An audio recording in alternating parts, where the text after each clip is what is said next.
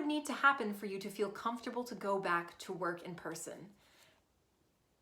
It is a difficult time to be someone whose main source of artistic expression is live performance, that is actors, directors, technicians, writers, etc., et al., administrators, etc. It's tough. Now, in some ways, as a non-union actor, I'm quite fortunate because a lot of the theaters that I work at are quite small. Houses like Broadway houses are gonna have a super long road to recovery just because of the scale and how many people are involved. That's cast, crew, audiences, that's a lot of people in a space. Now, because I'm working as a non-union actor, oftentimes casts are smaller, audience sizes are smaller, and there's a little bit more wiggle room in how you can finagle things. I think it's possible that when we go back to live performances, some of it is going to be new material that is written for a cast in a socially distant world so that people can be on stage together without being physically in each other's spaces. I think that would be one solution. I've seen a bunch of videos in countries where they're beginning to reopen, where people will enter a space like a school, and as they enter, they'll remove their mask from outside, they'll get their hands sanitized, they'll have their temperature checked, they'll have their clothes sort of steamed down so that any germs that they're bringing in will be killed.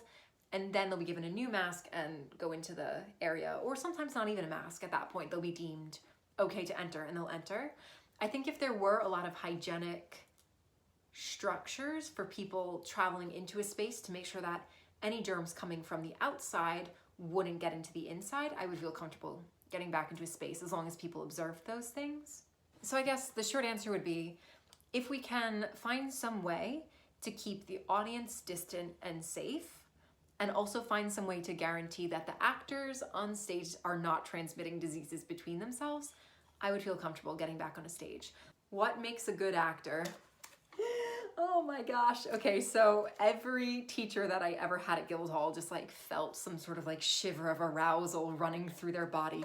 We talked about this so much, and we went the philosophical route as well, where it's like, well, what is acting? What is an actor? And I had a lot of fights about that one, let me tell you. I don't necessarily believe in good acting or good actors in terms of quality. I think in terms of practicality, good actors do exist, but in terms of quality, I think there's this sort of like mythology in acting that like there are just good actors. There are actors who win awards, and then there's everyone else. I don't believe in that. Just personally, I don't believe in that because it's so subjective. How can it possibly be true that like someone is just objectively better at a subjective art than someone else? However, I will say this, in terms of being a good actor, know your lines, be prepared, show up to rehearsal on time or 10 minutes early. Listen to your scene partners. If someone approaches you and is like, hey, can we try this? Or, hey, this is making me uncomfortable. Or, hey, can we adjust how we do this? Say yes. Unless it's unreasonable, then talk about it. Hang your costumes up at the end of the night. Don't leave your makeup lying around. Don't leave water bottles in the theater. I think it's just professionalism for me. Oh, self-tapes, how do you make them? That is the question to end all questions. How do you make a self-tape? What have you learned in the field? Yes, like a scarecrow, I am often out standing in my field. So the most basic information I learned about self-taping that I can share is have a good environment to self-tape in and then just use it. So find somewhere with a plain background. If it's a white wall, that's fine. If it's a colorful wall, that's fine. If you've got a sheet or a piece of paper to pull down, all good. Make sure it's well lit so that they can see your face properly. Natural light is good, but if the light is changing a lot, if it's a cloudy day, maybe take that into account. If you can have a reader in the room with you, do that. Super brilliant. Someone you're comfortable with, who's not gonna throw you off or make you feel weird or shy. If you can't have someone in the room, What I'll do sometimes is I'll call a friend and have them on the phone or on Skype, and it works fine. I've never had an issue with it. Find a good eye line, so not like really far off, but also don't be staring directly at the camera, something that's just a bit beyond. And other than that, just be prepared, know your lines, know the situation, dress appropriately for the character, but don't go crazy with costume. If you're gonna have props, keep it minimal and keep it appropriate. Make a rule for yourself about when to stop, because if there's one thing I know about actors, it's that we're never satisfied, especially with our own performances, and it's so hard to be objective about yourself. For me, I'll go no more than 5 or 6 takes maximum. Advice for young actors about how to fully start in the business. Steps into entering the professional world. Okay, my biggest piece of advice is be patient. My mentor at Guildhall used to tell me this a lot. He would say, your career isn't a sprint, it's a marathon, and if you treat it as a sprint, you'll burn out. And I really took that to heart. Small steps are just as valid as big ones. I mean, if you're starting from absolute scratch, community theater is a brilliant way to get experience and to see if you like it. Really, especially as a non-union actor, stay on top of your own professional landscape. So if you can, get a backstage subscription and then apply for jobs. Send self-tapes. If you get an audition, go for it and try. If you can't get a backstage subscription, get on Playbill. It's free. Submit, submit, submit. You never know what's gonna happen. And don't count yourself short. Go for it. You never know. When you're starting out especially, I do it, everyone does it. You need to be prepared to support yourself however you can. I have worked full-time as an actor. I have worked in a haunted house while performing. I have worked in a daycare while performing. I have worked in a summer school for the arts while performing. I have worked in a Vietnamese restaurant while performing. I have worked in a hospital while performing. And most recently, I've been unemployed due to a global pandemic while still trying to make as much artistic content as I can. Be ready to roll with the punches, be flexible, be patient, make the art you want to make, and don't let anyone else's definition of success deter you or define you from making that art. What stories are important to tell at this time and in a post-pandemic world? I've been thinking about this a lot. For me, the thing that feels most important right now is making art that is connective, and art that is intimate, and art that is welcoming and warm. And something about the political moment we're in, and the historical moment we're in, there feels like an intense cultural and social sense of longing for togetherness and connection and normalcy and comfort.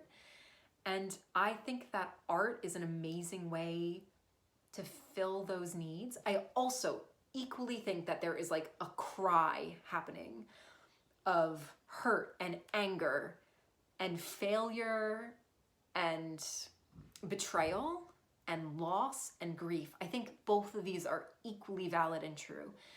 But from the place that I'm in at this particular moment, I think it is important for me to be making art that is connective and warm and fun and silly. And so at the end of a terrible day, you can come home, pop on one of my YouTube videos, have a good laugh, and just sort of breathe out, feel calm.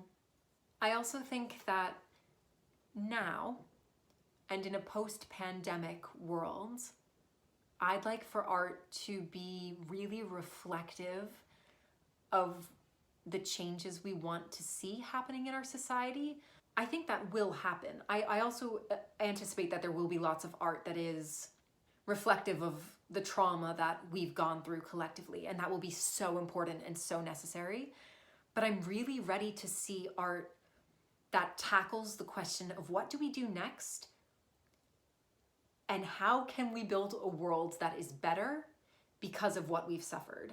How can we make changes, and what would growth, progress, and success look like in a cultural landscape? Because I think art is like the arena of dreams and aspirations. I think art is somewhere we can paint what we believe is possible, and then it gives us as a society something to sort of cling on to and say, do you know what? It can happen. We can dream it, we can be it. Don't dream it, be it. Yes, I was reaching for the Rocky Horror reference and I got there after all this time.